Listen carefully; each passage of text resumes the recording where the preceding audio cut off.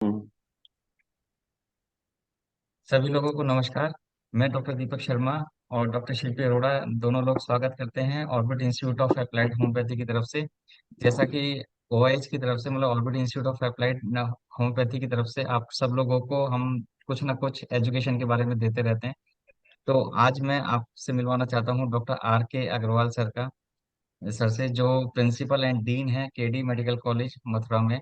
और सर से मैंने ऑर्थोपेडिक सीखी है। सर ऑर्थोपेडिक सर्जन है और इस समय एचओडी हैं सेम केडी मेडिकल कॉलेज में ही। और सर से मैंने बहुत लंबे समय तक ऑर्थोपेडिक्स में बहुत कुछ सीखा है। और आज सर ने बहुत मुश्किल से एक टाइम दिया और सर ने बस मेरे से लगभग 7-8 बजे करीब बात हो रही थी।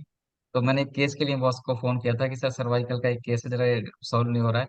तो सर ने सबसे पहले मुझसे को जो क्वेश्चन पूछा वो ब्रेकल प्लेक्सस के बारे में पूछा कि बता कि क्या क्या है। तो उन्होंने जब रूट वैल्यूज पूछी तो हालांकि मैंने लगभग सब चीजें बता दी, लेकिन फिर भी सर ने कहा कि तू बहुत सारी चीजें भूल गया। तो ऐसा कैसे हुआ? तो सर ने उस केस को बहुत जल्दी शॉर्ट आउट कर दिया और उसका मुझे एक क्लू मिल गया।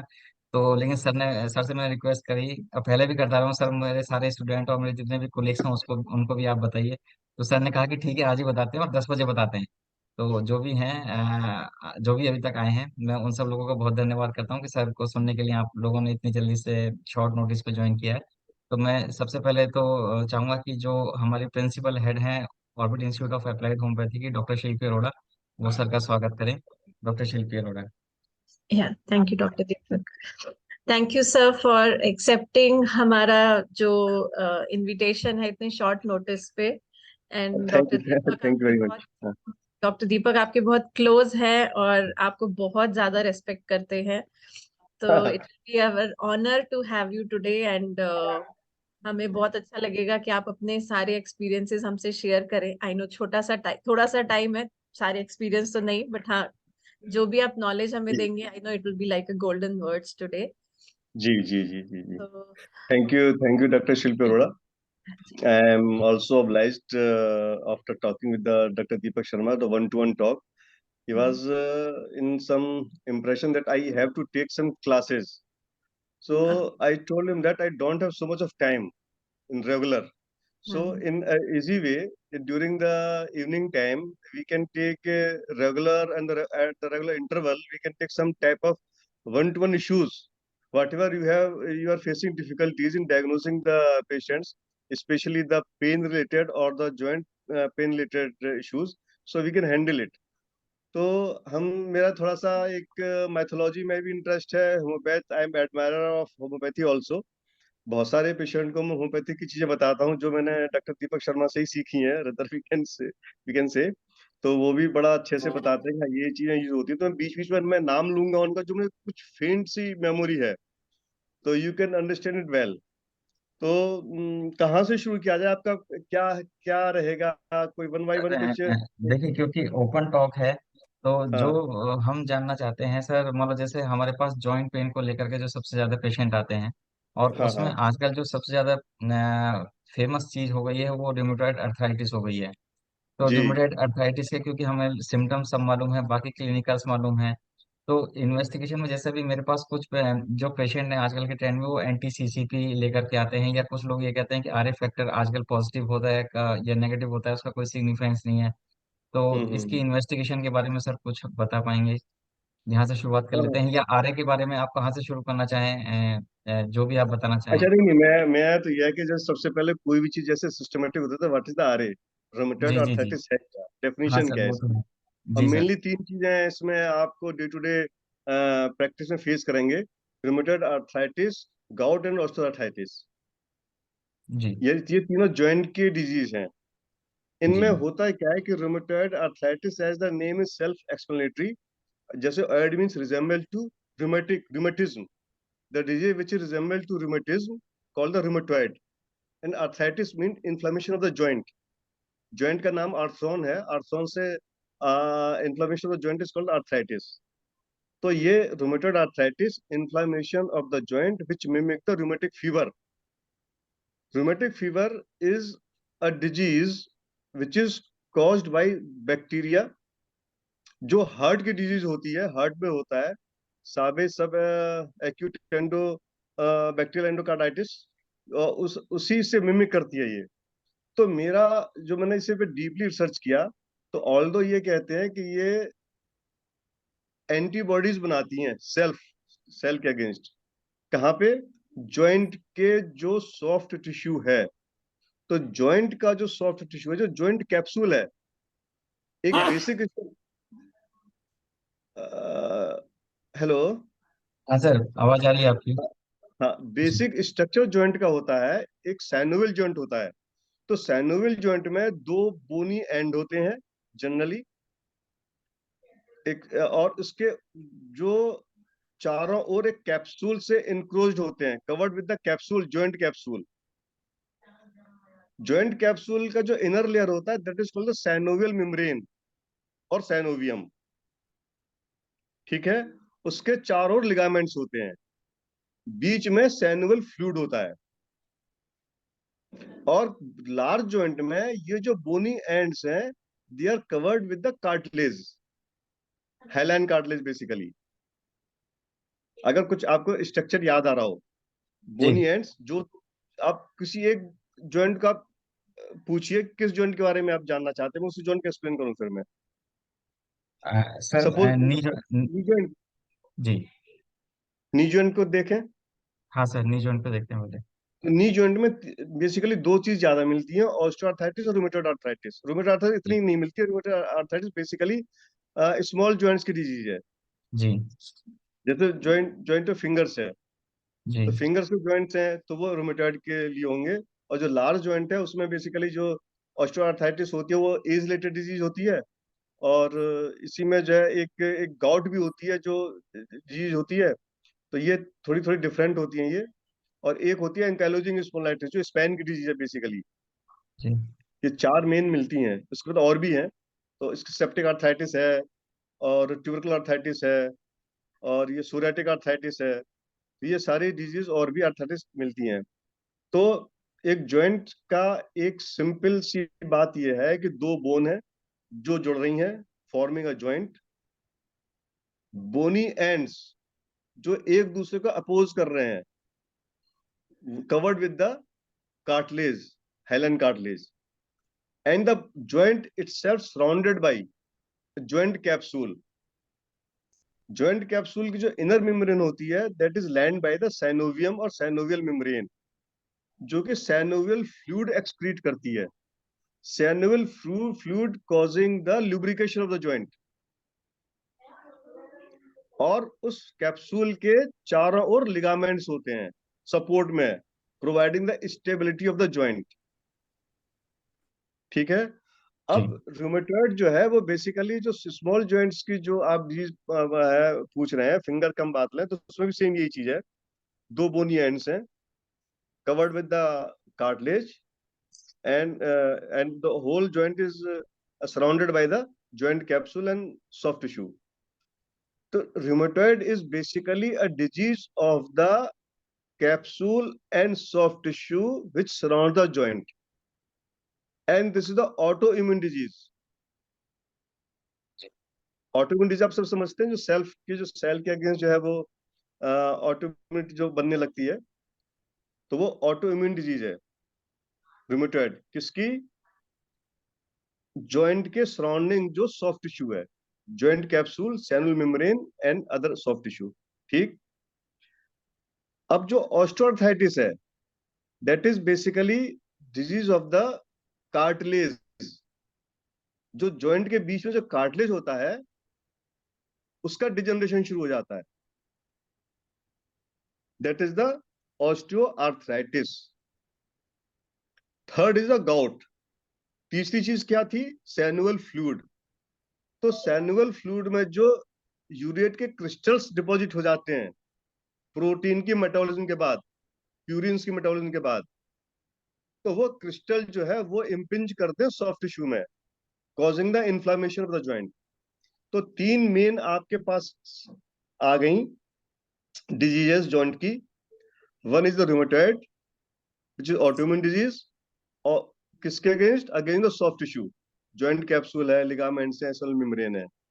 सेकंड ऑस्टियोआर्थराइटिस, जो कि डिजीज है कार्टिलेज की। थर्ड है गाउट, जो कि डिजीज है सैनोवियल फ्लूइड की।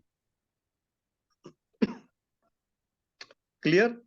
जी सर। अब इसमें रूमेटॉइड में ये क्या होता है, अगर किसी को कोई थोड़ा सा डाउट हो ना, तो दे कैन आस्क, वो पूछ सकते हैं। एज ए बिल्कुल लेमैन सर। पूछे, नॉट एज ए डॉक्टर। बिल्कुल जी लेमैन की तरफ पूछे, सर ये क्या, ये वर्ड समझ में नहीं आया, आई विल एक्सप्लेन इट। तो रूमेटॉइड में हम क्लिनिकली, जैसे कि आप लोगों को पता है कि स्मॉल जॉइंट्स की हैं, आगे जाके जो जो फिंगर है डिफॉर्म हो जाती हैं, शेप चेंज हो जाती है इनकी। क्यों शेप चेंज हो जाती है? क्योंकि जो सराउंडिंग जो टिश्यू है जॉइंट के, वो इंटैक्ट नहीं रहता, उसमें इरोजन होने लगता है। साथ ही साथ कैप्सूल लिगामेंट के बाद जो कार्टिलेज है, उसमें भी इरोजन होने लगता है लेटर ऑन। तो इरोजन होने के बाद जो डी शेप हो जाती हैं, तो वो इधर उधर डी शेपिंग हो जाती है, उसकी स्टेबिलिटी कम हो जाती है, इंटैक्टनेस ऑफ द सॉफ्ट टिश्यू कम हो जाती है। ठीक है? तो ये रिमोटॉइड में हम जो बेसिकली जो कराते हैं, वो एक रिमोटॉइड फैक्टर, आपने सुना जिसे आर फैक्टर कहते हैं। ये दो तरह के होते हैं, प्लेन और क्वांटिटेटिव। क्वांटिटेटिव जो मोर इन्फॉर्मेटिव, इसमें फॉल्स नेगेटिव फॉल्स पॉजिटिव भी होते हैं अगर प्लेन कराते हैं। तो क्वांटिटेटिव आर फैक्टर होता है, उससे कराते हैं। उससे पता नहीं लगता है, तो फिर हम ये जो आपने ACCP, ठीक है, तो इसको हम लेते हैं, that is the cyclic citrullinate peptide, CCP जो होता है, anti cyclic citrullinate peptide antibodies in the blood होती हैं, उसको हम देखते हैं। तो ये कुछ टेस्ट होते हैं। उसके बाद ANA होता है, एंटी न्यूक्लियर एंटीबॉडी, जी। Specific for rheumatoid. ये ANA कई डिजीज के अगेंस्ट होता है, तो उसमें ANA अगेंस्ट द रूमेटॉइड, उससे हम कराते हैं ANA को। तो ये आप आजकल बड़े लेवल में जो आर्थराइटिक पैनल चल गया है, उसमें सारी चीजें होती हैं। तो गाउट के लिए आप सीरम यूरिक एसिड कराते हैं, ऑस्टियोआर्थराइटिस के लिए आप प्लेन एक्सरे भी करा लेते हैं, नहीं तो इसके CT स्कैन करा लेते हैं। तो ये तीन मेन चीजें हैं। और इसमें एक कभी कभी और एक और आती है, एंकाइलोजिंग स्पॉन्डिलाइटिस, जो स्पाइन की होती है। तो ये जॉइंट की ये मेन बीमारियां हैं जो कि होती हैं। सर एक अब बात बताइए कि जैसे ये जो जितनी भी बीमारियां हैं, इनके हम लोगों के पास जो पेशेंट आते हैं वो सीजनल चेंज के पेन को जरूर लेके आते हैं, कि मतलब जैसे ही जी मौसम का बदलाव हुआ तो उन्होंने कोई गलत नहीं खाया है, लेकिन कोई गलत एक्टिविटी नहीं हुई, कोई इंजरी नहीं हुई, लेकिन उसके बाद भी उनके पेन जो है वो एग्रेवेशन में आ जाते हैं। जैसे भी पिछले 10-15 दिन के अंदर भी जो पेन है वो थोड़े एग्रेवेट हो रहे हैं लोगों के। तो जो एनवायरनमेंट है इनका हम्म। इन पेन से कैसे रिलेशन है, मतलब क्यों ऐसा हो जाता है कि इन्वायरमेंट चेंज हुआ तो पेन एग्रेवेट हो गई? देखिए, इन्वायरमेंट जो चेंज हो रहा है, जैसे अब सीजनल वेरिएशन क्या है, कि ये बसंत ऋतु है, जी। इसमें पोलन ग्रेन्स बहुत होते हैं। जी। तो पोलन ग्रेन्स क्या होता है, एलर्जिक होते हैं अक्सर काफी लोगों को। तो हम्म। एलर्जी होने के बाद से एंटीबॉडी रिएक्शन शुरू हो जाता है। तो okay. Antibody reaction flare the inflammation. तो ये ओके। इन्फ्लामेशन ज्वाइंट में होने लगता है, तो ज्वाइंट पेन शुरू हो जाता है। Very simple to understand. Okay. Due to the due to the some antigens in the form of maybe pollen grains, hmm. these causing the formation of antibodies, and these complex antigen antibodies may deposit in somewhere, causing the initiation of the inflammation.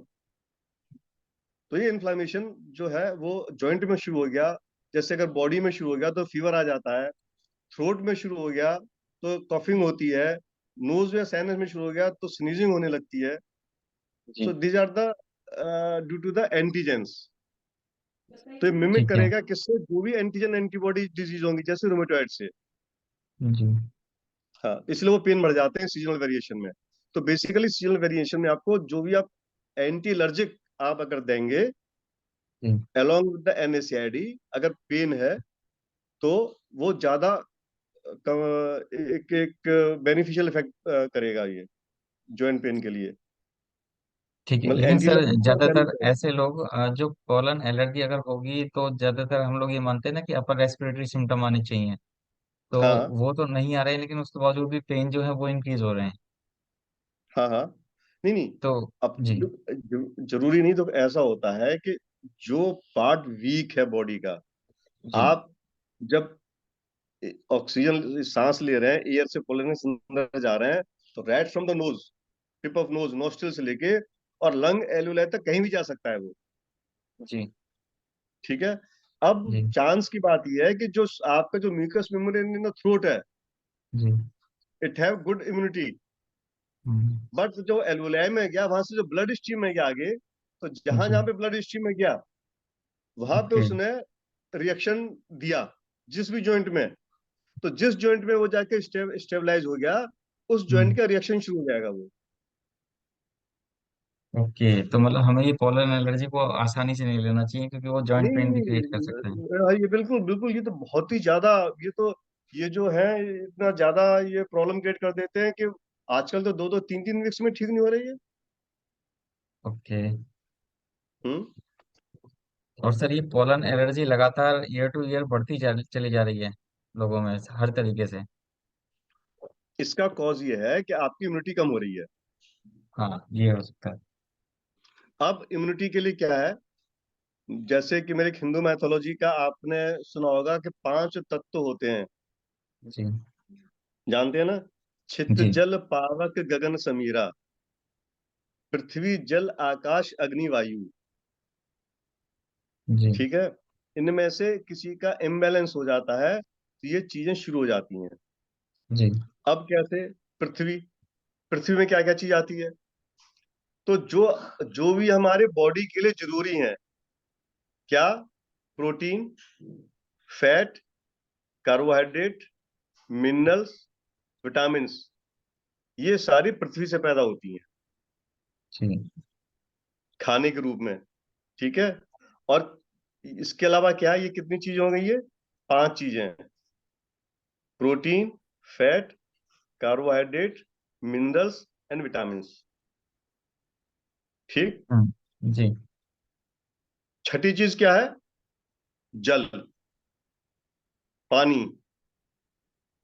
उसकी भी pure होना चाहिए और it should not be contaminated. जी। पानी की उतनी importance है। इसके अलावा छित, जल, पावक, गगन। पावक मीन्स अग्नि, गर्मी, सूर्य। गगन, आकाश, स्पेस। समीरा मीन्स वायु। तो बेसिकली हम इनमें से जो लेते हैं बॉडी स्ट्रक्चर मेंटेन करने के लिए, protein, fat, carbohydrate, mineral, vitamin, water and air with oxygen. अब आप एक एक चीज को अगर हम डिस्क्राइब करेंगे, जिस जिस टॉपिक लेंगे, वो उस हिसाब से हम कवर कर लेंगे। ठीक है। तो ये ठीक जो है सर। सारे फैक्टर हैं, इसे हम कहते हैं न्यूट्रिशनल सप्लीमेंट, न्यूट्रिशनल सपोर्ट। तो न्यूट्रिशनल सपोर्ट में क्या है कि अगर प्रोटीन का डिसबैलेंस है तो क्या हो जाएगा? अगर कम ले रहे हैं तो माल न्यूट्रिशन, ज्यादा ले रहे हैं तो यूरिक एसिड प्रोडक्शन गॉट के फॉर्म में।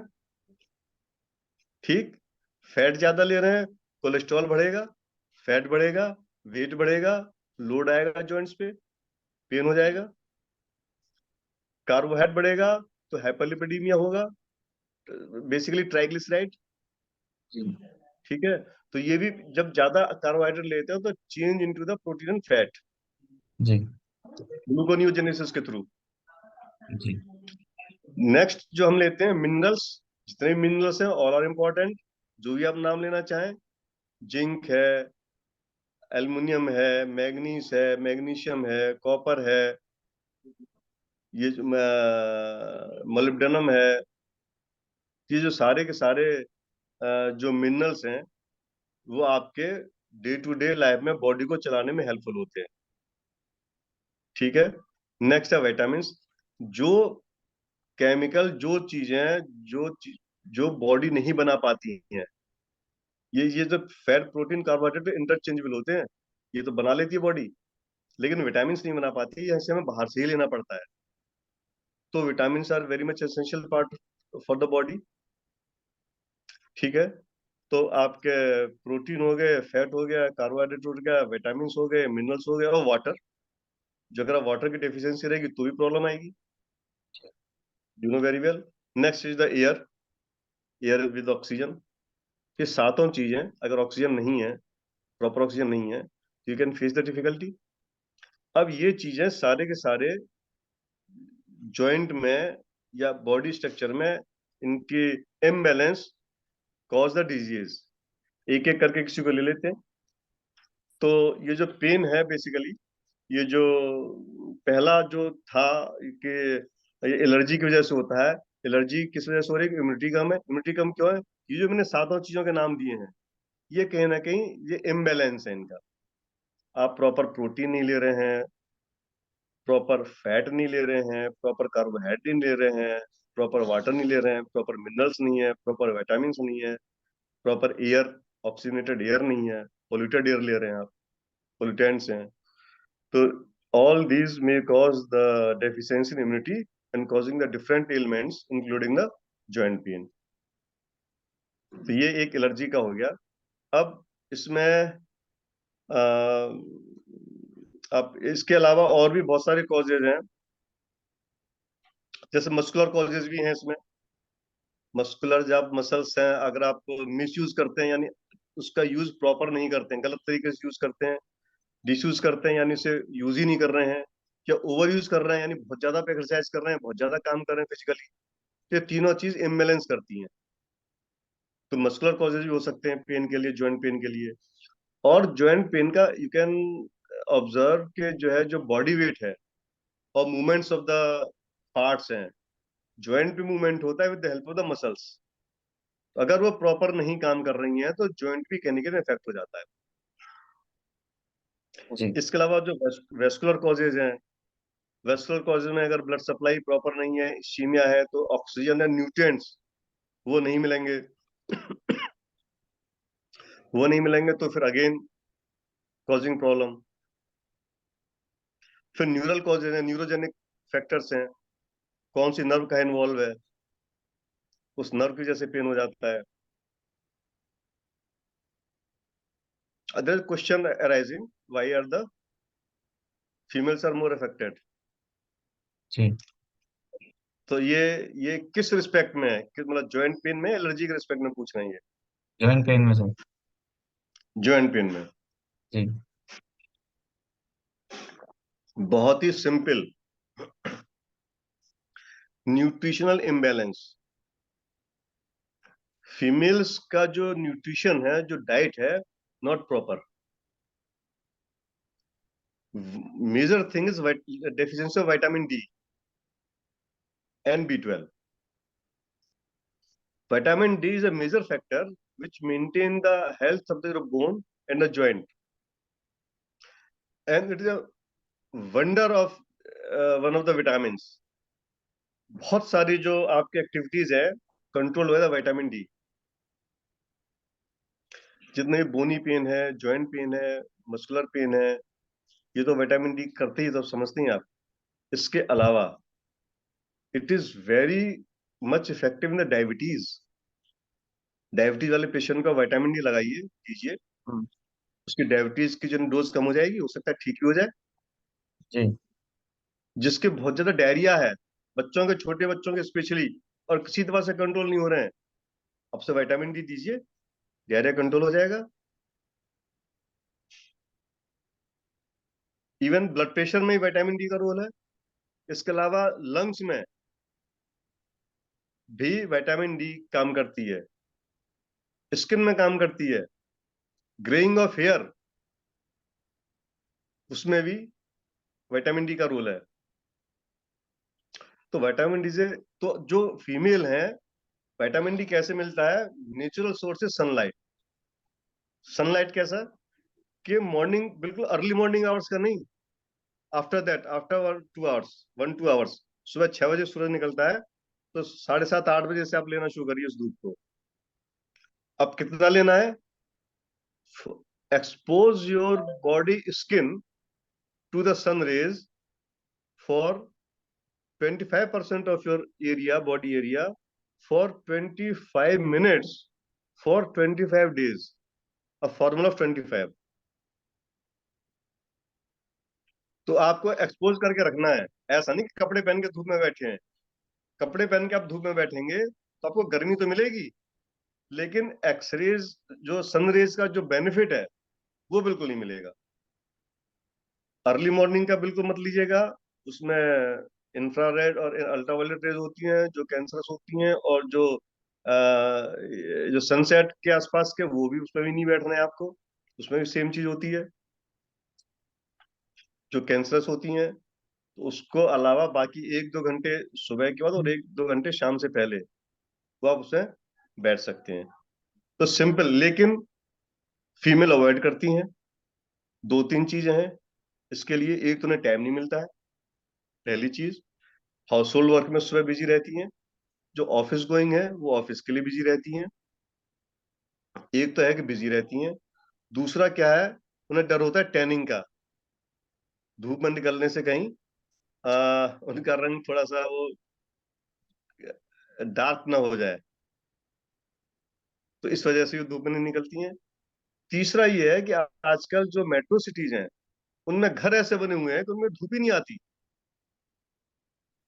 तो 3 मेजर कॉज हैं, बिजी हैं, टाइम नहीं मिलता, दूसरा रंग थोड़ा सा डार्क होने का डर, कलर डार्क होने का डर रहता है, तीसरा जहाँ रह रहे हैं, जो रेजिडेंस हैं, वो इस तरह के हैं कि वहाँ सनलाइट नहीं आती है। So that's why there is a lot of, मैं अपनी प्रैक्टिस में देखता हूँ कि 90% पेशेंट को विटामिन डी की डेफिशिएंसी है। और एक बात और है, ये तो नेचुरल तरीका हो गया, दूसरी बात है कि as a drug, as a medicine हम उसे ले सकते हैं। तो उसमें ड्रग कैसे ले सकते हैं, या तो आप ओरल लीजिए या इंजेक्टेबल लीजिए। Vitamin D is a precursor for the absorption of the calcium. Calcium को एब्जॉर्ब करने में प्रीकर्सर होता है वो, विटामिन डी की हेल्प से कैल्शियम एब्जॉर्ब होता है। अगर आपका विटामिन डी नहीं है तो आप कुछ भी कैल्शियम खा लें, कैल्शियम एब्जॉर्ब नहीं होगा। तो विटामिन डी का जो एब्जॉर्प्शन है, अगर आप ओरली लेंगे तो केवल 8 to 19% रहता है मैक्सिमम। और ओल्ड एज में या बीमारी में इसका एब्जॉर्प्शन और कम हो जाता है। तो one should prefer as a practitioner injectable vitamin D. आजकल कई नाम से आ रहे हैं, मैं पुराना जो है, एक एरेकिटोल के नाम से चलता है, ARACHITOL, जैसे एरेकिटोल 6L यानी 6 lakhs इंटरनेशनल यूनिट का होता है। उसमें जो एक्चुअल क्वांटिटी होती है 12.5 मिलीग्राम होती है, तो वो आपको लेना होता है। इसकी जो बुकिश डोज है वो 3 वीकली होती है, लेकिन मैं प्रैक्टिस में वीकली यूज करता हूँ एडल्ट में। Adult means more than 13 years of age, ठीक है। बच्चों में कम कर सकते हैं 3L। और एक मैंने और एक्सपेरिमेंट देखा, वो मैं आपसे शेयर करना चाहता हूँ कि विटामिन डी के लेने से जो जिन बच्चों की लंबाई कम है, छोटी है, वो भी लंबे हो जाते हैं। बहुत सारे पेशेंट मेरे पास आए, सब मेरा आए तो थे वो पेन को लेके, कि पैर में पेन होता है, बैक में पेन होता है।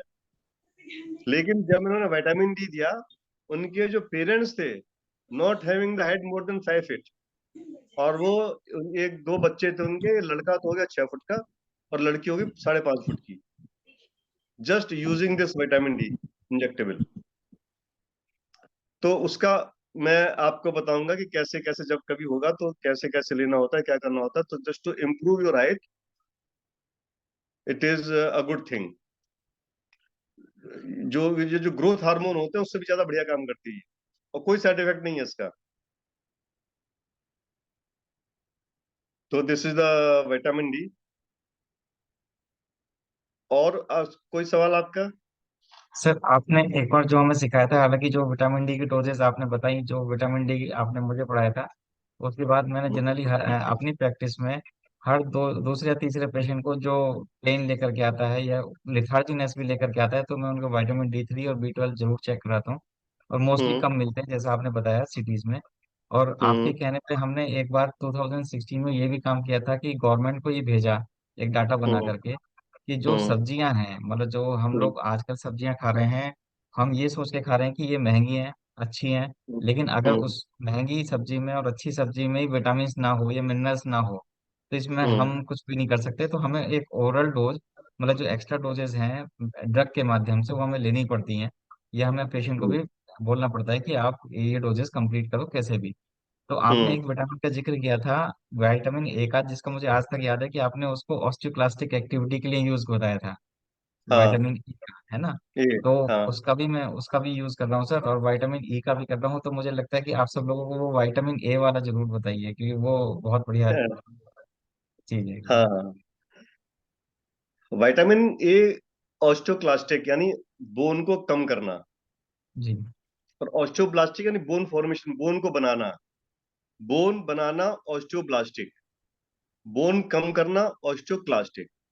कुछ कोरिलेट हुआ? तो जी मैं स्टूडेंट्स को ऐसे पढ़ाता हूँ, ब से बन रही है तो ब्लास्टिक फिनोमेना है, ऑस्टियोब्लास्ट फॉर्मेशन है, बना रही है। कम हो रही है तो क्लास्ट, क से क्लास्ट, क से कम, तो ऑस्टियोक्लास्ट बोन कम होना, बोन डिजॉर्प्शन। तो जितने ऑस्टियोफैट्स बन जाते हैं, यानी बोन एक्स्ट्रा बोन बनती है, तो ऑस्टियोफैट्स क्या करते हैं कि जो सैड बाई टिश्यू है जॉइंट में, वो उसे इम्पिंज करते हैं, चुभते हैं वहां। चुभने से क्या होता है, वहां इरिटेशन होता है साइनोवियल मेम्ब्रेन का। इरिटेशन होने से क्या होता है कि वो प्रोड्यूस मोर सैनुअल फ्लूइड। आप इरिटेट होते हैं तो आंसू आ जाते हैं, टीयर्स आते हैं, तो फ्लूइड बनता है ना। तो उसी तरह से वो सैनोवियल मेम्ब्रेन भी अपना रिएक्शन देती है, इट प्रोड्यूस मोर। तो जब ज्यादा सेल फ्लूइड बन जाता है तो वो एक्यूमुलेट हो जाता है, जॉइंट फूल जाता है, तो जॉइंट की स्वेलिंग दिखती है उसमें। ठीक है, तो इसलिए ऑस्टियोफैट्स को कम करने के लिए अगर आप थोड़ा सा हाई डोज में विटामिन ए देंगे, तो उससे ऑस्टियोक्लास्ट एक्टिविटी बढ़ जाती है, और ऑस्टियोफाइट्स, ऑस्टियोफाइट हड्डी का बढ़ना जो एंड्स में चोंच से निकल आती है, जी तो वो एक एक क्वेश्चन आया है ये जी इसमें सर, फिर आप हट जाता है। हाँ, अभी अभी करेंगे सर, आप पहले वो कंटिन्यू करिए। हाँ, मैं आपसे पूछता रहूंगा। अच्छा, तो जी वो जो है, जो विटामिन ए का जो रोल है, हम उसे ये देते हैं कि एक एक्वासॉल ए के नाम से ब्रांड नेम है, वो आता है विटामिन ए का।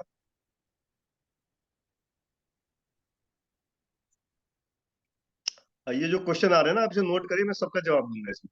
हाँ जी, मैं नोट कर रहा हूँ सर, मेरे पास नोट है सब। ठीक है ठीक है जी ठीक है। तो जो इसलिए विटामिन ए का रोल बहुत इफेक्टिव है। So you should use the vitamin A in the osteophytes of joint. Similarly, जो स्पाइन में, जहां पे स्पाइन में भी जॉइंट होता है, तो वहां पे जो ऑस्टियोफाइट बन जाते हैं, तो वहां से जो नर्व निकल रही होती है, उस जो नर्व को वो ऑस्टियोफाइट इम्पिंज करते हैं या प्रेस करते हैं, स्पेस नैरो हो जाती है ऑस्टियोफाइट्स की वजह से। नैरो होने में नर्व कंप्रेस होती है, तो जो नर्वस सिस्टम है, जो नर्व के जो सिम्टम्स हैं, जैसे झंझनाहट है, सुइयां चुभना है, अल्टर्ड सेंसेशन है, पैर सो जाता है, तो वो सारी चीजें उससे होती हैं। तो जब इस तरह के सिम्टम हो, तो आप थोड़ा सा हाई डोज में विटामिन ए दीजिए। एक कैप्सूल दिन में 3 बार दीजिए, लॉन्ग टाइम तक, मिनिमम 3 वीक्स, तो तब इसका इफेक्ट आना शुरू होगा। ये ऐसा नहीं है कि आज आपने विटामिन ए का कैप्सूल देना शुरू किया तो कल से वो कम होना शुरू हो जाएगा, क्योंकि बोन डिसऑर्डर में भी टाइम लगता है, बोन को हटने में। तो जो आप वो देना शुरू करेंगे, सर्वाइकल के बहुत सारे पेशेंट और लंबर के जो स्पॉन्डिलाइटिस के जो पेशेंट होते हैं, वो बहुत सारे पेशेंट विटामिन ए देने से भी ठीक होते हैं। Vitamin A is must for the bone metabolism, it enhances the osteoclastic activity. Thank you sir. जी। हाँ, डॉक्टर और साक्षी बताइए। गुप्ता पूछ रही हैं कि sir please repeat the rule of 25 for vitamin D, जो आपने रिपीट अभी द रूल रूल ऑफ। बताया था। जो आपने अभी विटामिन D का 25 वाला फॉर्मूला बताया था। अच्छा, 25 का ये है कि आपको 25% ऑफ बॉडी एक्सपोज करनी है सनलाइट में। अब 25% क्या होती है कि रूल ऑफ 9 होता है। 9, जैसे कि हम देखें, अगर आप माने तो हमारी पूरी एक आर्म 9%, दूसरी आर्म 9%, 9%। अपर चेस्ट 9%, एब्डोमेन 9%, बैक दोनों में 9%, 9%। कितना हो गया? 1 2 3 4 5 6 हो गए। इसी तरह से जो पैर हैं, थाई 9%, लेग 9%, दोनों साइड में मिला ले तो 4 9% ही हो गए। तो 4 और 4 8 और 2 10, और एक 9% हो गया पूरा हेड एंड नेक। जी 11, 11 मल्टीप्लाई बाई 99, और 1% होता है पेरिनियल रीजन। जी तो वो 1% वो हुआ। तो ऐसे 9 9% आपने सीख लिए। 9% चेस्ट है ऊपर का, 9% अब्डोमेन है, 9% पूरा हाथ एक, 9% दूसरा पूरा हाथ है, 9% थाई तक है, 9% लेग तक है। अब आप दोनों दोनों लेग, नी तक भी आप एक्सपोज करके बैठेंगे। अगर एक साइड में बैठे, अगर आपने नी एक्सपोज कर लिया, नी तक एक्सपोज कर लिया, क्लॉथ नीचे नेकेड है, और आप सूर्य के सामने बैठ गए, तो वो खाली 4.5%, अगर वो पूरा 9% पैर है, तो खाली 4.5% की फ्रंट में आया सन के। 9% पूरा है एंटीरियर पोस्टीरियर दोनों, मीडियल लेटरल, जी पूरा सरफेस में 9% है वो। जी एक साइड, फ्रंट की साइड खाली खाली 4.5%। इसलिए आपने देखा होगा कि ये जो गोवा बीच होते हैं, सन बाथ लेते हैं, expose to all body parts, back से कोई कवर कर, बैक से कोई जो है ना एक्सपोज करते हैं वो। तो this the benefit of taking sun bath. जी 25 मिनट्स लीजिए, और 25 डेज तक लीजिए। 25% of body part, body surface area, at least 25 minutes daily for 25 days. ये आपको normal vitamin D level achieve करने में हेल्प करेगा। जी। ये फॉर्मूला सर आपने मुझे 2013-14 में पढ़ाया था, जब हम लोग हाँ साथ में थे। तो हाँ लेकिन हाँ। मैंने ये सोचा कि जैसे हम लोग जो दिल्ली वासी हैं, मतलब जो यहाँ पे हम लोग जितने आलसी हैं, उसके हिसाब से मैंने इस फॉर्मूले को थोड़ा मॉडिफाई कर दिया। क्योंकि अच्छा। मैं ये देख रहा था कि 25% जब मैं बोल रहा था, या 25 मिनट जब मैं बोल रहा था, तो लोग उससे भी कम जा रहे थे, मतलब वो उसको हम्म। 20 पे ले जा रहे थे। तो मैंने इसको सीधे 40 का रूल बनाया। मैंने कहा 40 मिनट होने चाहिए, 8 बजे से लेकर 10 बजे की धूप होनी चाहिए, और 40% बॉडी पार्ट एक्सपोज होना चाहिए, जो इंडिया के अंदर थोड़ा मुश्किल है। लेकिन फिर भी अगर आप 40 फीमेल्स नहीं के कर लिए सकते मुश्किल तो है। कम। हाँ हाँ, 40 नहीं कर सकते तो 25 तक पहुंच जाएंगे। अगर आप ये रूल नहीं। फॉलो करते हैं, तब आपकी विटामिन डी की नॉर्मल डोज है, मतलब आपकी मेंटेनेंस डोज है। लेकिन आप हाँ, हमारे पास पहले ही कम लेकर के आ रहे हैं, तो हमें उसकी डोजेस मेडिसिनली देनी ही पड़ेगी, इसका कोई और चारा है एग्जैक्टली, नहीं। जी एग्जैक्टली। जी इसका एक्चुअली आंसर ये रहता है कि वो, आप जब मेडिसिन प्रिस्क्राइब करते हैं विटामिन डी, तो वो जी कहता है साहब खाने पीने से पूरी नहीं हो जाएगी, या जो थोड़ा सा पढ़ा लिखा एजुकेटेड है, तो जी। आपने बताया बिल्कुल पूरी हो सकती है। आप ये हाँ करो, ये हाँ। करो, तो आप फोर्टी जी परसेंट एरिया कर सकते हो, उसमें कोई जी प्रॉब्लम नहीं है। जी। हम्म। तो वो नेक्स्ट एक्चुअली क्वेश्चन रूल है सर। इसलिए है ना, रूल तो याद करने के लिए, इजी याद करने के करने के लिए। लिए। जी जी जी एग्जैक्ट तो बहुत कुछ है। जी। डॉक्टर रूपाली हैं, ये पूछ रही हैं, how many doses of vitamin D, how frequently means it is necessary to each every year. अच्छा, एवरी ईयर। देखिए, मैं डे टू डे प्रैक्टिस में क्या होता है, कहीं बुक में रिटर्न नहीं है। मैं जो फॉलो करता हूँ वो शेयर कर सकता हूँ मैं। कि मैं जो स्टार्ट करता हूँ ट्रीटमेंट, आइडियली इसकी डोज होती है विटामिन डी की 6 लैक्स की 3 वीक्स। ठीक है। उसके बाद 3 वीक्स बाद आप एक इंजेक्शन लगाने के बाद, उसके 1 महीने बाद दोबारा टेस्ट कराइए विटामिन डी का, मेजर करिए। अगर कम जी होती है तो फिर दोबारा लगाइए। कम नहीं है मेंटेनेंस, तो मेंटेनेंस फिर आप ओरल डोज पे ले लीजिए। एक तो तरीका ये है। जी मेरा तरीका प्रैक्टिकली थोड़ा डिफरेंट होता है, कि जो पेशेंट जिससे फॉलो कर सके। मैं बहुत जल्दी जल्दी वीकली इंजेक्शन दिलवा देता हूँ फॉर 3 वीक्स। 3 दिलवा दिए, उसके बाद फिर you have to go after every 3 और 4 मंथ्स 1 इंजेक्शन। ठीक है। तो साल में 4 इंजेक्शन हो जाएंगे आप, एवरी 3 मंथ्स पे जाएंगे तो। ठीक है। वो इतना नहीं लगवा पाता है, तो तीसरा रेजिम ये है कि आप उसे ये कहें, होली दिवाली आपको 2 2 इंजेक्शन लगवाने हैं 15 15 दिन पे। तो आपके त्योहार भी अच्छा कटेगा, आपको दिक्कत भी नहीं होगी। होली जी इसलिए, जब ये सीजनल वेरिएशन होता है होली पे, बसंत ऋतु होती है, वुलन ग्रेन्स के अटैक ज्यादा होते हैं, दर्द ज्यादा बढ़ जाते हैं, तो होली पे लगवाइए 2 इंजेक्शन। दिवाली पे भी सीजनल चेंज होता है, पेन बढ़ जाते हैं, ठंड आने लगती है, तो फिर दोबारा लगवाइए। तो ये एक routine to maintain either every 3 months 1 injection of 6 L in adult, और होली दिवाली मीन्स 6 6 महीने बाद 2 2 इंजेक्शन, 15 15 दिन के तो इंटरवल पे, सर फोर्टनाइटली। ये जो कोर्स हैं, ये हम्म नॉर्मल पर्सन के लिए हैं या उनके लिए हैं जो ऑलरेडी किसी बीमारी से इस समय हैं, हंड्रेड मतलब जैसे 100% नॉर्मल पर्सन के लिए मेंटेनेंस डोज है ये। यानी मैं मेंटेनेंस। भी लेता ओके हूँ, इवन मैं अपनी वाइफ ओके। को भी देता हूँ, मैं अपने दोनों लड़कियों को भी देता हूँ, मैंने अपने पेरेंट्स को सालों साल दिया, मैंने अपने जितने बुआ जी, in laws, mother in law, father in law, साले सलस साली भाई भतीजे, सबको मैं देता हूँ ये, पकड़ जी, पकड़ के देता हूँ मैं उन्हें। तभी आपके चेहरे की चमक ऐसी है सर अभी तक। नहीं, वो तो लाइट चल रही है। Thank you thank you. ये विटामिन डी तो अमृत है। जी जी सॉफ्ट टिश्यू के लिए दो विटामिन अमृत हैं, विटामिन डी और उसके साथ में विटामिन सी। जी। सर विटामिन मैंने सी का भी इक्वल रोल है। जो ये विटामिन डी की जब हम लोग स्टडी कर रहे थे, आपको याद है हम एक पूरा लिटरेचर तैयार करते थे एक रूम में बैठ करके विटामिन डी का। तो हाँ हाँ। उसके बाद जब आप यहाँ से चले गए मथुरा, तो मैंने एक रीनल स्टोन पे भी काम किया विटामिन डी को लेकर के। और हाँ। मेरी एक अभी पेशेंट जो है वो रीनल स्टोन के पेशेंट पे काम कर रही है, और उसको मैंने विटामिन डी से एसोसिएट करवाया है। और हम लोग क्या हम्म कर रहे हैं कि जितने भी रीनल स्टोन के पेशेंट आ रहे हैं सब में विटामिन डी चेक करा रहे हैं। और हम्म मैक्सिमम टाइम हमने जिसका भी विटामिन डी नॉर्मल किया है, उसको जो रीनल स्टोन की टेंडेंसी थी रिकरेंसी की, वो हम्म। बिल्कुल खत्म हो गई है। वेरी गुड, गुड है ऑब्जर्वेशन। ना? जी। तो हम्म। ये हम लोग इस पे ऑलरेडी प्लान कर रहे हैं, तो मैं आपको इसका डाटा भी शेयर करूंगा एक बार। तो ये हाँ, अभी प्रोजेक्ट हमारा हल्द्वानी में चल रहा है, तो वहाँ पे बहुत रीनल बढ़िया। स्टोन के भेज रहे हैं, तो ये भी आपको जल्दी से एक रिजल्ट दे दूंगा मैं। तो हम्म। एक सर क्वेश्चन है डॉक्टर कल्पना का।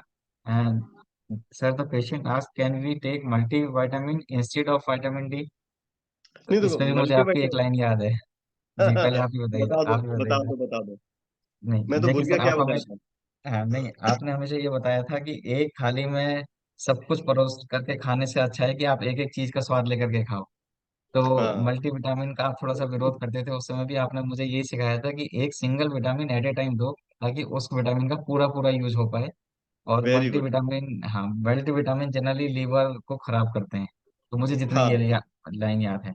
हाँ, बिल्कुल यही है कि मल्टीविटामिन का रोल एक तरह से कुछ लोगों को जो है कि भाई सारी विटामिन मिल जाए और हम खा ले, एक मेंटल सेटिस्फेक्शन ज्यादा है इवन इन फिजिशियंस। जी मेरा तो ये रहता है कि विटामिन पूरी डोज में दो, जो भी डेफिशिएंसी है प्रॉपरली वो कवर अप हो। जी। मल्टीविटामिन बहुत कम, इतने कम होती है कि मैं मुझे गुस्सा आती है कभी कभी कि क्यों लोग खा रहे हो, क्यों कंपनी बना रही हो, क्यों गवर्नमेंट ऑफ इंडिया ने या एफडीए ने अप्रूव किया हुआ है ये। हम्म। बिल्कुल आई वॉश है, आई वॉश। जी इससे अच्छा तो दूसरा दूसरा तरीका मैंने डेवलप कर लिया भैया। जी बताइए सर। ऐसा है कि ये तरीका डेवलप किया कि आपने, जो वीक डेज होते हैं ना, जी सप्ताह के दिन, वो हम्म, गॉड से रिलेटेड होते हैं, हर दिन एक गॉड का होता है, भगवान का होता है एक दिन। जी। सोमवार किस भगवान का दिन है? सोम माने शिव को। चंद्र। शिव। चंद्र, शिव या जी। चंद्र, चंद्रमा से रिलेटेड होता है सोमवार। अच्छा जी। ठीक है। तो चंद्रमा जो है वो सफेद रंग की चीजों को पसंद करते हैं, तो बांके बिहारी जी की ड्रेस, अब मैं ड्रेस भी बता देता हूँ किस दिन कौन सी ड्रेस पहनने का बताया गया है हमारे शास्त्रों में। जी तो सोमवार को आपको कौन सी ड्रेस पहननी चाहिए? सफेद रंग की। जी। गोली कौन सी खानी है? सफेद रंग की। कौन सी सफेद रंग गोली है? सेलिन विटामिन सी, 500 ठीक है। mg। जी। ठीक है। दूसरा हम्म, दिन कौन सा है? मंगल, हनुमान जी का, जी। केसरिया रंग। तो एक बी हम्म, कुसुल होता है, उसमें केसरी रंग का एक साइड में होता है केसरिया रंग, जी। बी कुसुल, बी कॉम्प्लेक्स। जी कसो, तो हाँ जी। मंगल को आपको कौन सी खानी है? B complex, vitamin B B complex. Complex. ठीक है। जी। बुधवार किसका होता है? गणेश जी का। हम्म, तो गणेश जी को कौन सी चीज पसंद है? दूब घास, मोदक के अलावा। दूब घास किस जी। रंग की होती है? हरे रंग की। हरे रंग। जी। हरे रंग का कैप्सूल कौन सा है? ईवीएन 400, जी। Vitamin E. हम्म, ठीक है। बृहस्पतिवार को लक्ष्मी जी की और येलो। विष्णु भगवान की पूजा होती है। जी। उन्हें किस रंग का पसंद होता है? पीले रंग का। हम्म, तो पीले रंग की गोली सी कॉड लिवर ऑयल या एक्वासोल ए, ओके। पीले रंग गुड। की सुनहरी। जी। ठीक है। फ्राइडे किसका दिन होता है? देवी जी का। किस रंग के कपड़े पहनते हैं वो लोग उस दिन? कलर कौन सा होता है? लाल या पिंक? तो उस दिन रेड कलर की कौन सी होती है? डक्सोरेंज, आयरन की कैप्सूल। जी। ठीक है। शनिवार किसका होता है? शनिदेव का। उनके लिए क्या होता है? कपड़े पहनते हैं काले रंग के या नीले रंग के। जी। तो कौन सा होता है? एक एक कैप्सूल आता है कैल्डिकैन प्लस, कैल्शियम का, और विटामिन मेथोकोलामिन होता है उसमें। तो काले रंग का वो कैप्सूल लीजिए। ठीक है। ठीक है। संडे सूर्य भगवान का, मल्टी कलर। तो जो इसमें ना हो वो उसमें लीजिए। न्यूरोकाइन गोल्ड है, न्यूरोकाइन एलसी है, जो रह जाए वो उसमें लीजिए। अच्छा, तो मतलब सारे विटामिन हो मल्टीविटामिन का। गए। तो एक मतलब दिन में एक विटामिन। हाँ, एक दिन में एक विटामिन, हाँ बिल्कुल और ठीक बहुत है। सस्ती पड़ती है, और फुल डोज में जाती है। जी। ये मेंटेनेंस डोज है भैया, ये थेरेपेटिक नहीं है। ओके। अगर हाँ। थेरेप्टिक हो तो इसको डबल कर दें, या डबल, जैसा भी चाहिए? डेली डेली डेली, ये डेली डोज है ये। अच्छा, डेली डोज आप है। जो हफ्ते में एक दिन खा रहे हैं वो डेली डोज है वो। जी। अगर कोई प्रॉब्लम है तो जिस विटामिन की प्रॉब्लम है वो सुबह खाइए, शाम को खाइए। ठीक है सर, समझ तीन गया। विटामिन सुबह खा लीजिए, तीन विटामिन शाम को खा लीजिए। तो ये आज ये वाला फॉर्मूला आज नया लगा, 7 दिन वाला। हाँ, नया। इससे आप उसी रंग की ड्रेस भी पहन सकते हैं, स्पेशली फॉर द जी। फीमेल्स। सोमवार को सफेद कलर के कपड़े पहनिए, मंगल को केसरिया कलर के पहनिए, बुधवार को हरे कलर के कपड़े पहनिए, बृहस्पतिवार को पीले रंग के पहनिए, शुक्रवार को पिंक या रेड पहनिए, शनिवार को नीला या काला पहनिए, बाकी इतवार को रविवार को मल्टी कलर पहनिए। बहुत अच्छे। इसी रंग की गोली खाइए। बहुत अच्छे। तो आपको ईश्वर का भी नाम याद रहेगा, जी। आज दिन किस भगवान की पूजा करनी है, और एक ये भी रहेगा क्या कपड़े पहनने हैं, स्पेशली फॉर फीमेल्स। वो थोड़ा सा क्या कर। ज्यादा वो रहते हैं कि क्या पहना जाए इस दिन। जी। तो और ये टैबलेट तो याद हो ही जाएगी। उसी कलर की टेबलेट खानी है। मैं तुम्हें व्हाट्सएप भेज दूंगा इसका। ठीक है सर, बिल्कुल। ठीक है। और जी, हाँ। किसी और का कोई क्वेश्चन है, वो किसी भी कोई कॉमन टॉपिक के जरिए। हालांकि आज सर से ही पहली मीटिंग है जूम पर, इससे पहले मैं हमेशा सर के पास जाकर के सीखा हूँ खुद। और जब भी कभी मौका मिलता है तो मैं सर के पास चला जाता हूँ, पेशेंट देखता हूँ उनके साथ। और बिल्कुल, हालांकि मुझे जो लग रहा है कि सर आज भी पेन और पेपर लेकर के बैठे होंगे, जब उनको वो पढ़ाते हैं पेन पेपर पे तो और भी ज्यादा मजा आता है। पेशेंट के ऊपर पढ़ाते हैं तो और भी अच्छा लगता है। तो सर बस एक छोटी सी रिक्वेस्ट और है कि यहाँ पे जी। कुछ मेरे स्टूडेंट भी हैं। तो वो हम्म। जो ब्रेकियल फ्लेक्सस वाला आज आपने बताया था, अच्छा। छोटा सा फॉर्मूला, वो एक बार प्लीज हाँ दोबारा हाँ बता दें तो सब लोगों को आसानी हो जाएगी। हाँ हाँ हाँ। मैं, अच्छा तो बताता हूँ। दीपक, मैंने तुम्हें भेज दिया है विटामिन वाला, ठीक है सर, मैं फॉरवर्ड मंडे कर दूंगा। Tuesday Wednesday. हाँ, जी। देख लेना। ठीक है सर, मिल गया। Thank you sir. तो ये जो ब्रेकियल प्लेक्सस है, brachial means pertaining to the arm, यानी बेसिकली जो अपर लिम्ब से रिलेटेड जो चीज है, नर्व सप्लाई है, इसको brachial plexus, plexus means intermingled of the fibres. ठीक है। जी। तो ये जो है आप इंटर में इसको प्लेक्सस कहते हैं। हाथ में जो होता है ये जो हाथ को सप्लाई करती है नर्व, उसे ब्रेकियल प्लेक्सस नर्व्स होती हैं। तो ये हाथ में कितनी उंगलियां हैं? 5। 5। ठीक है। तो ये 5 नर्व रूट होती हैं इसकी, ब्रेकियल प्लेक्सस की। अब 5 नर्व रूट, ब्रेकियल प्लेक्सस किससे शुरू होता है? सर्वाइकल से, सर्वाइकल रीजन से शुरू होता है।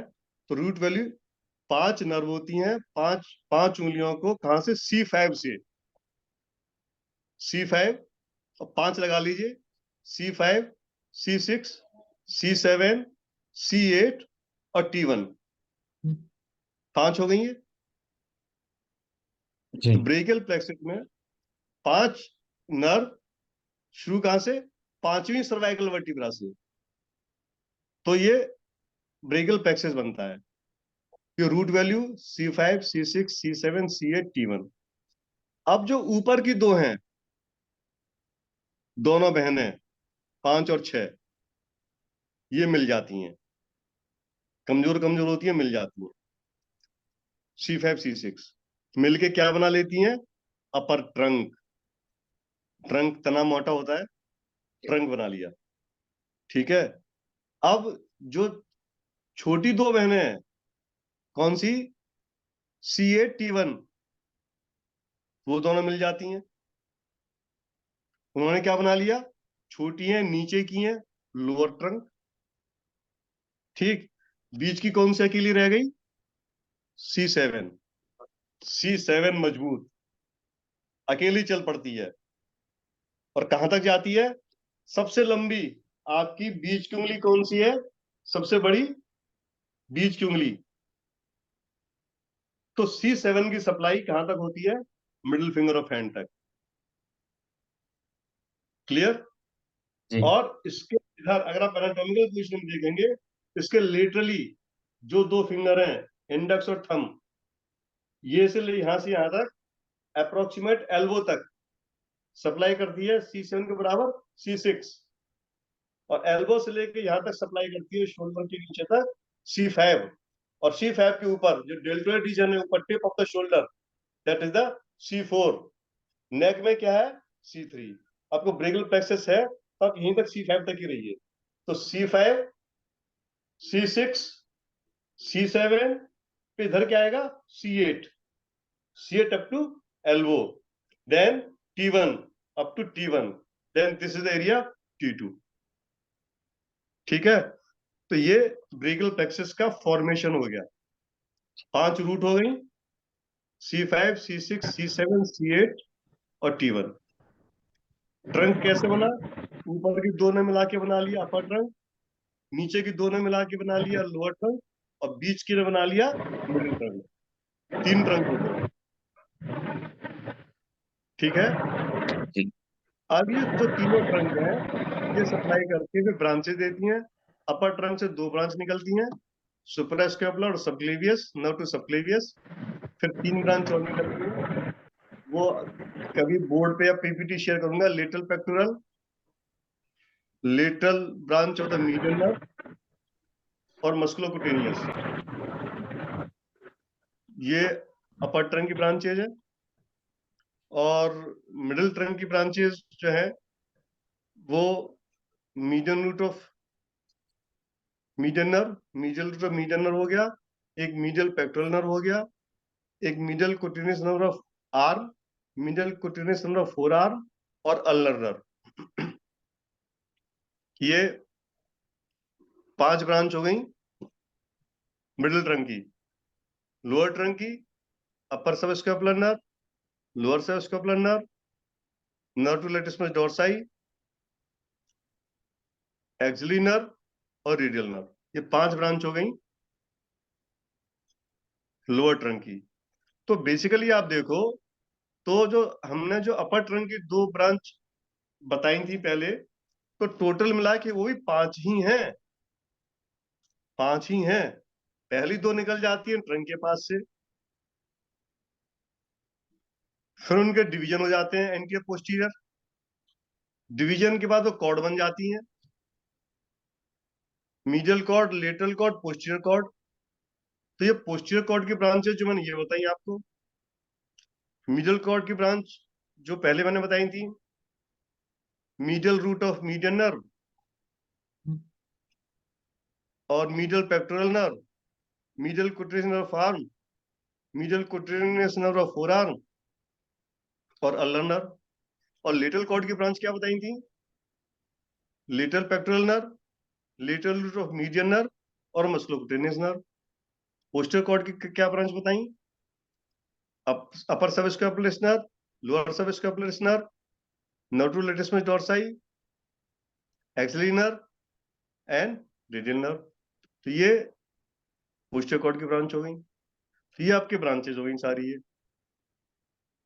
तो बेसिकली रूट, 5 रूट, 5 रूट से 3 ट्रंक, तीनों ट्रंक के 2 डिवीजन, एंटीरियर पोस्टीरियर, तीनों पोस्टीरियर डिवीजन मिलके बनाते हैं पोस्टीरियर ट्रंक, और दो ऊपर के एंटीरियर ट्रंक बनाते हैं लेटरल, एंटीरियर डिवीजन बनाते हैं लेटरल, और एक कॉन्टिन्यूएशन ऑफ लोअर ट्रंक का anterior division continuation as a medial cord. तो इस तरह से ब्रांचेस बनती हैं, ये ब्रिकल प्लेक्स से बनता है। ये ऐसे ओरली आपको समझ में नहीं आएगा, जब कभी डायग्राम बनाऊंगा तब शायद कुछ समझ में आए। हाँ सर, एक्चुअली डायग्राम वो के ऊपर। मेरे को तो वही फील हो रहा है कि जब आप पेशेंट के ऊपर या किसी डमी के ऊपर बता रहे होते हैं तो अभी 2 मिनट में हाँ, समझ में आता है सब कुछ। अभी लेकिन जो अभी समझ आपने में नहीं यहाँ आया बता दिया डायग्राम बस के साथ। हमारे लिए तो प्रैक्टिकली बहुत है। हाँ, प्रैक्टिकल ये समझो बस। जी। पांच, पांच का फार्मूला है ये। जी। 5 नर्व है, 5 से शुरू होता है, C5 से शुरू होता है, उससे 5 गिन लो। बिल्कुल। और जहां तो पे पेन ज्यादा है, समझ लो ये डर्मेटोम इन्वॉल्व है, सर्वाइकल जी, का। मैं सर आपके बारे में बताता हूँ अपने ज्यादातर स्टूडेंटों को कि आप ऐसे टीचर में से एक रहे हैं जो रात को अगर 2 बजे उठ जाते थे तो फिर पढ़ाना शुरू कर देते कि चलो भाई उठो और पढ़ो, चलो ये बताते हैं, चलो ये डिस्कशन करते हैं। सो सर थैंक यू, आज आपने बिल्कुल बढ़िया सा टाइम दिया। और मैं चाहता हूँ कि डॉक्टर शिल्पी आपकी तरफ से कोई क्वेश्चन या किसी और की तरफ से कोई क्वेश्चन। कभी कभी कोई कभी कंफ्यूजन हो किसी जी। डायग्नोसिस में, यू कैन आस्क। सर मैं तो हमेशा पूछ लेता हूँ। जी। आप लिख के रख लेना, और जी। जब भी हो तो छोटे छोटे डाउट होते हैं एज ए लेमैन, जी। वो कैसे दूर करने होते हैं, तो वो आप यू कैन आस्क। जी। डॉक्टर शिल्पी अरोड़ा। या थैंक यू सर। सर मेरे को एक क्वेश्चन था, आपने बताया वो हाइट के लिए विटामिन डी का इंजेक्शंस देने के लिए, तो उसका जी, डोसेज क्या रहता है? अगर हमें कोई 13 या 14 ईयर्स का बच्चा हो उसके लिए कितना देना चाहिए? हाँ, ये थोड़ा सा ज्यादा देती है इसमें, क्योंकि ये थोड़ा सा, इसमें हमें बोन की ओवर एक्टिविटी करनी होती है। हम्म। तो ओवर एक्टिविटी होगी तभी बोन बढ़ेगी, बोन हम्म। बढ़ेगी लंबाई बढ़ेगी। हाँ तो जी। उसमें हम ये करते हैं, जो 10 साल से भी ऊपर का है तो उसे हम 10-11 साल का मान लीजिए, और लंबाई उसकी कम है, तो 6 लैक्स का हमने एक इंजेक्शन दिया जैसे 1 तारीख को, हम्म। अब उसे डबल करते चले जाओ। दूसरा इंजेक्शन 15 दिन बाद, हम्म। तीसरा 1 महीने बाद, हम्म। चौथा 2 महीने बाद, हम्म। पांचवा 4 महीने बाद, हम्म। छठा 6 महीने बाद। या उसके आप ये कर सकते हो, जो चौथा आपने दिया है तो चौथे महीने बाद जो दिया, वो हर एवरी 4th मंथ आपसे रिपीट करते चले जाएं up to age of 18 years. Hmm. लड़का है तो निश्चित रूप से 6 फुट के आसपास पहुंचेगा, हम्म। और अगर लड़की है निश्चित रूप से 5.5 फुट के ऊपर पहुंचेंगी। और ये मुझे डिस्कवरी अभी 4-5 साल पहले ही मुझे एक्सीडेंटली हुई है, और मैंने जितने पेशेंटों पे ट्राई किया बाद में, सबकी लंबाई बढ़ गई, इनवेरिएबली सबकी लंबाई बढ़ गई। मैंने ये कहा था कि गर्ल्स की तो लगभग लगभग 16 साल तक लंबाई बढ़ सकती है, और बॉयज की 18 से 20 साल तक लंबाई बढ़ सकती है, अगर आप उस ड्यूरेशन में आप अगर इंजेक्शन ले रहे हैं तो। लेकिन एक हमारे नोन टू ऐसे थे, मैंने उनकी बेटी थी करीब 19 साल की, उन्होंने कहा डॉक्टर साहब मैंने चांस लिया कि चलो 19 साल की है तो मैंने होगी तो नहीं, पर इसे इंजेक्शन लगा के देखता हूँ। तो यू वॉन्ट बिलीव, उसकी 1.5 इंच लंबाई बढ़ गई 19 साल पे। वो तो इतने में बहुत खुश हो गए कि 1.5 इंच, 5 फुट 1.5 इंच की थी, 5 फुट 3 इंच की तो हो गई वो कम से कम। तो थोड़ा सा इशू है, और ये लंबाई का इशू माल न्यूट्रिशन है बेसिकली। ओके। तो आप विटामिन डी दीजिए, अपने जितनी आपकी फीमेल क्लाइंट्स हैं, आपके रिलेटिव हैं, आपके जितने भी पेरेंट्स हैं, जितनी भी लड़कियां हैं, जितने भी 40+ हैं, सभी को जबरदस्ती बुला बुला के ठोक दीजिए vitamin D. Vitamin D hip पे लगाना होता है, थोड़ा ऑयली होता है। जनरली जो 2 ml की सिरिंज आती है वो 24 गेज की निडल आती है, और उसमें बहुत स्लोली जाता है। You have to keep patience. बहुत ज्यादा जल्दी है तो आप 21 नंबर की निडल से लगा सकते हैं। 21 नंबर की निडल का बोर्ड थोड़ा सा थिक होता है, मोटा होता है। लेकिन जब आप इंसर्ट करते हैं तो 21 नंबर की निडल से थोड़ा सा ट्रॉमा ज्यादा होता है, पेनफुल। निडल के इंसर्शन से पेन जो हो वो हो, वैसे पेनलेस इंजेक्शन ये। 24 नंबर के निडल से आप लगाएंगे, 2 ml की जो डिस्पेंस रेंज होती है, उसमें थोड़ा लोड देर से होता है, और जब लगाएं तो लगाते समय जो निडल और सिरिंज का जो पॉइंट है, आप उसे होल्ड करके रखें। आप उसे नहीं पकड़ेंगे तो पुश बैक हो जाएगा, वो स्पिल हो जाएगा, सारा इंजेक्शन बाहर निकल जाएगा, वो जो उसके जो ड्रग है। उसे जरूर पकड़ लें आप कस के, निडल और सिरिंज के मीटिंग पॉइंट को, जॉइंट को, वो थोड़ा आपको ध्यान रखना पड़ेगा लगाते समय। आप एक दो बार प्रैक्टिस करेंगे तो आपका carefully you can give the vitamin D injection. और बिल्कुल पेन फ्री, कोई पेन नहीं होता विटामिन डी के इंजेक्शन में। स्पेशली जो मैं एरेकिटोल यूज करता हूँ, सबसे पुराना ब्रांड यही है। आजकल तो बहुत ब्रांड आ गए हैं, जी, और लेकिन ब्रांड मिल लोगों सब ने लगाए मिल हैं। मिल हाँ, अभी भी यही रहा है। मैक्सिमम यहाँ पे भी मैक्सिमम मेडिकल स्टोर पे यही है। हाँ, हाँ ना, ठीक है, अच्छा है, भरोसेमंद है, और चीप भी है। 70 रुपीज के आसपास हो गया, 65-70 रुपीज का। 6 इंजेक्शन जी की डिब्बी आती है, 2 इंजेक्शन की डिब्बी आती है, 6 इंजेक्शन की डिब्बी पूरी ले लीजिए, जी फ्रिज में रखिए आप उसे, और सबके लगा दीजिए एक ही दिन में। जैसे पहले एक आया था ना, एक ऐड आता था एक बल्ब का, कि सारे घर के बदल डालूंगा हाँ। बल्ब। असरानी का था वो ऐड। जी जी जी। तो सिमिलर, लाइए डिब्बी, सारे घर को लगा डालूंगा। बिल्कुल। बिल्कुल जबरदस्ती लगाइए, मना करे तब भी लगाइए। जी कोई कंप्रोमाइज नहीं विटामिन डी के इंजेक्शन में, नेवर नेवर नेवर। 40 प्लस के मेल में, और फीमेल में तो 12 के बाद ही लगाना शुरू कर दो। एक बात मैं और बताऊं, फीमेल में ये जो मेंसेस के दौरान जो पेन होते हैं, जी विटामिन डी के इंजेक्शन से पेन बहुत कम हो जाएंगे, ना के बराबर। फीमेल में जो जी लेग क्रैम्प्स होते हैं, वो ऑलमोस्ट खत्म हो जाएंगे। तो विटामिन डी भी देते हैं, विटामिन बी 12 भी देते हैं, क्रैम्प्स अगर ज्यादा है तो। जी और क्रैम्प्स अगर हैं तो विटामिन डी, विटामिन और विटामिन बी 12 और विटामिन ई, EVN 400, ये तीनों कॉम्बिनेशन बहुत हेल्प करता है। तो विटामिन तो अगर आप लोग दे सकते हैं तो आप दीजिए, उसमें कोई दिक्कत नहीं है। विटामिन तो आप लोग भी प्रिस्क्राइब कर सकते हैं, कोई ऐसी जी बात नहीं है। तो फ्रिक्वेंटली यू कैन डू। तो जो पेन है, बेसिकली फीमेल के जो पैरों में जो पेन होता रहता है बहुत ज्यादा, कमर में पेन होता है, तो ये सारी चीजें विटामिन डी और विटामिन सी, उसका सॉफ्ट टिश्यू और कार्टिलेज फॉर्मेशन में बहुत अच्छा रोल है। जितने कोलेजन फाइबर फॉर्मेशन है, वो सारे के सारे विटामिन सी से होती है। जी। तो thank you sir. Vitamin C का भी बहुत अच्छा जी रोल है। जी। तो डॉक्टर टेक शिल्पी अरोड़ा के बारे में बता दूं सर कि डॉक्टर शिल्पी अरोड़ा हमारी जो orbit institute of applied homeopathy है उसकी प्रिंसिपल हेड हैं, और ये बेंगलोर में है। हमारा ऑर्बिट वेरी की जो बेंगलोर ब्रांच है वो यही संभाल रही हैं। और वेरी गुड, वेरी गुड। मेरी बैचमेट रही हैं लखनऊ से 98 बैच में। हम्म, और हम्म। सर बस दो तीन बातें और हैं, आपसे रिक्वेस्ट है कि एक तो ये सेशंस आप बार बार लेते रहेंगे तो हमें थोड़ा अच्छा रहेगा, ऑर्थोपेडिक्स में हम भी कुछ सीख जाएंगे। ये तो और आपके अभी हम ऊपर, आप क्या क्या टॉपिक लेते हैं, क्या क्या आपकी क्वेरीज है।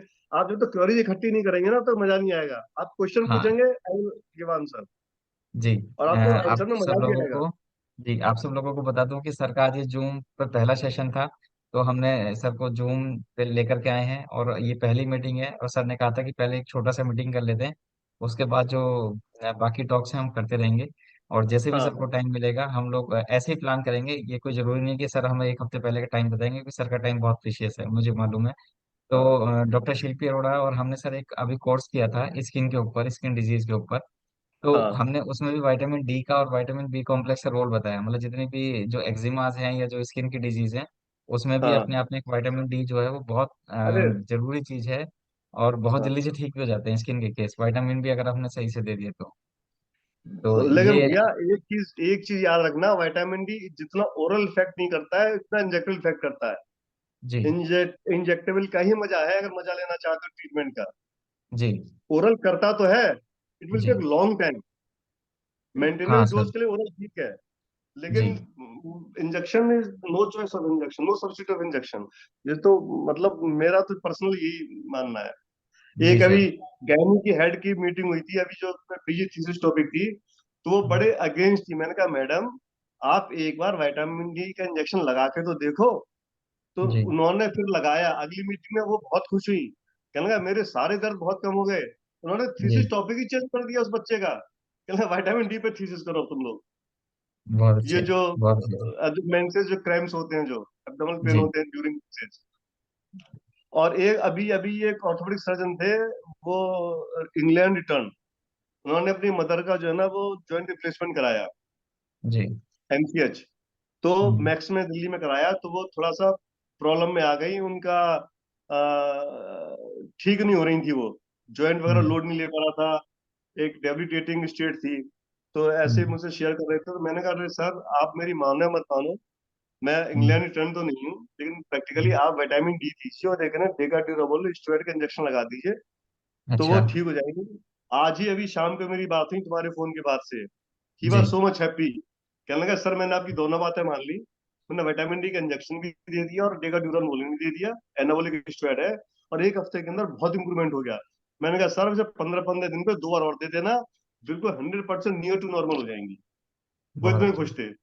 हाँ, मतलब जी। इस लेवल के लोग भी इन चीजों को, जब मैंने कहा एम्पिरिकल फॉर्मूला है, आप इसे हम्म। अगर ट्राई करना चाहें ट्राई कर लें, तो ये लोग थोड़ा सा सस्पिशन होते हैं, सस्पिशियस होता है कि पता नहीं काम करेगी नहीं करेगी। जी। जी। तो ये छोटी छोटी चीजें एक्सपीरियंस है। आप स्किन डिजीज में विटामिन डी के साथ साथ ये विटामिन सी, और विटामिन के सब विटामिन एक्सीलेंट, विटामिन सी का भी बहुत बढ़िया रोल है। कोलेजन, स्किन में कोलेजन फाइबर का रोल बहुत ज्यादा है। अब collagen fibre is made up of vitamin C, vitamin C जी। के ही हेल्प से बनते हैं वो। तो विटामिन सी का बहुत अच्छा रोल है स्किन में, अपार्ट फ्रॉम बहुत विटामिन डी। अच्छा। और सारे किसी एक एक विटामिन को देख लेंगे, छोटे छोटे सेशन चलाएंगे आज, वैसे आपका लगभग 1 घंटे 10 मिनट का सेशन ऑलमोस्ट होने जा रहा है। जी। तो आप अपनी क्वेरी लिखते रहिए, जो डे टू डे हाँ ठीक है प्रैक्टिस में सर। प्रॉब्लम आ रही है वो लिखते रहिए, और शेयर जी। With me. ठीक है। पक्का ठीक है sir. sure, sir. Sir thank okay, you. Thank you sir. Thank you, okay, thank you so much नमस्कार। सर। Thank you. नमस्कार सर। हाँ जी। Thank you. Doctor Shilpi meeting end करें। हाँ जी, जी। ठीक है। Thank you sir. Thank you so much. Thank you.